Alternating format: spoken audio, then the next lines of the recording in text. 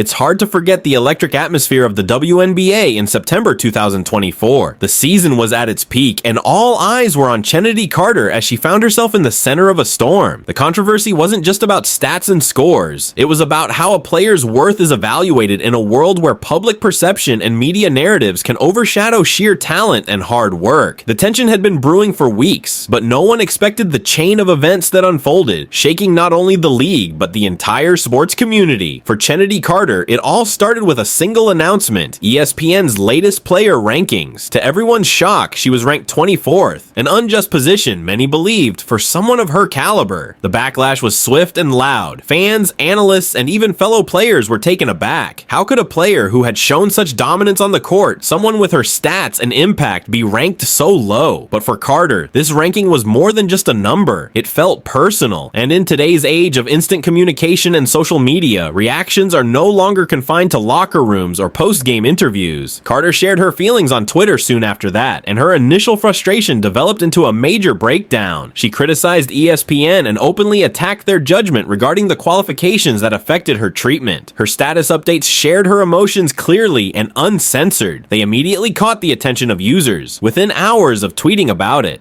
Respect Chennedy surged as a trending topic, focusing attention from fans of various sports. Is this simply a reaction from an individual retaliating over an unfavorable position, or was it something more? A lot of people maintained that Carter's tweets uncovered an important underlying challenge in the world of sports. The race and gender aspect were discussed, as well as how some athletes are evaluated quite differently from their real abilities in sports. Let's dive into the numbers. The numbers for Carter were notable throughout the season, as she averaged 20 points and 5.8 assists with 4.2 rebounds. She achieved a consistent 47% field goal rate comparable to Tier 1 athletes such as Caitlin Clark, who landed a more impressive ranking at number 5. Clark stood out this season in her amazing games, with her achievements in triple-doubles and clutch shots becoming significant news. When we take a close look, the gap between theirs and others was not quite as substantial as the rankings implied. So what gave Clark the edge? A few observers noted her calm under stress, her skill to keep her head while facing the obstacles of play. Might Clark's persona have resonated better with the media and the public? If this is a reality for Clark and Patterson's rivalry, how does that impact those athletes like Carter, who struggled to balance strong emotion with their image? People reacted quickly and cruelly to Carter's emotional display. The commentators categorized her actions as being unstable, unprofessional, and even showing ingratitude. One commentator tweeted that you should act like a professional to be taken seriously. Such comments highlight the disparity female athletes, especially women of color, encounter. If a male player demonstrates intensity or anger, it's interpreted as ambition or the quest for triumph. When Carter opened up about her feelings, everyone viewed it as a collapse. Such a narrative is commonplace to us.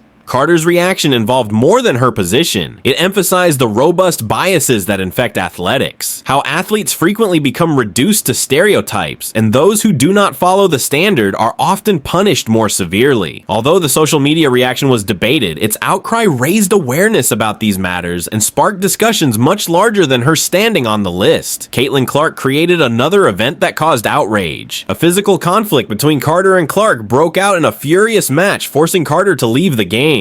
Repeatedly aired on sports programs was the confrontation that got broken down on a frame-by-frame basis. Some understood it as an instance of bad judgment, while others thought it resulted from Carter's accumulated irritation. The respect that Clark expressed to Carter after the game flew under many radar. Even after the clash, Clark appreciated Carter's ability and wanted the media to maintain perspective. That act of unity provided a fresh dimension to the story. Fans noticed her absence during the upcoming games. While fans questioned her mental health, the media questioned her future in the league. Would she mend after experiencing this obstacle? Is disciplinary action on the table for the WNBA leaders? Such queries led the dialogue and eclipsed the contests that were taking place. When Carter came back on the court again, she brought a fresh determination. She played exceptionally well. She walked with confidence that stilled her detractors as she scored 30 points in her return game and directed her team to a vital win. Her relationship with the media continued to carry strong emotions. In discussions discussions with the media, she appeared more measured and carefully picked her expressions. Her once warm and open manner gave way. One could see that the situation caused harm to her work and to her emotions. With the end of the season near the focus of the talk, transformed into what this event implies for the future of the WNBA. The tale of Carter involved more than the struggle of a solo player for visibility. The discussion centered on the challenges of being a competitor in today's landscape, where how well you project can rival your talent and online presence can quickly advance or reverse a person's success. The league came under scrutiny from many viewers. Have actions developed to aid athletes like Carter who believed they were isolated and misheard? Although the WNBA's comments were deliberate and recognized the demand for clearer communication and awareness, for numerous people it seemed like insufficient efforts were made after the fact. Carter's experience became an enlightening example that athletes should balance closely between their true selves and expectation by society. More than tackling a ranking issue shaped her journey. Shifting perceptions of professional athletes included confronting established norms and asserting personal rights regardless of odds against you. Ultimately, the inquiry reached beyond whether Carter qualified for a greater position. The focus dealt with how we establish and perceive definitions of success and failure as a society. Do we have the courage to examine the statistics and understand the person behind them? Do we accept the challenges faced by athletes outside the court? The saga of Chennedy Carter is ongoing as the 2024 season came to a close. One thing was clear: as a player and a passionate advocate for change, she has made her stand. In anticipation of the next season ahead for the WNBA, players will need to reflect on the experiences from this chapter, because in the end, Carter's journey is a reminder that greatness isn't just about rankings or records. It's about resilience, courage, and the willingness to speak out, even when the world isn't ready to listen.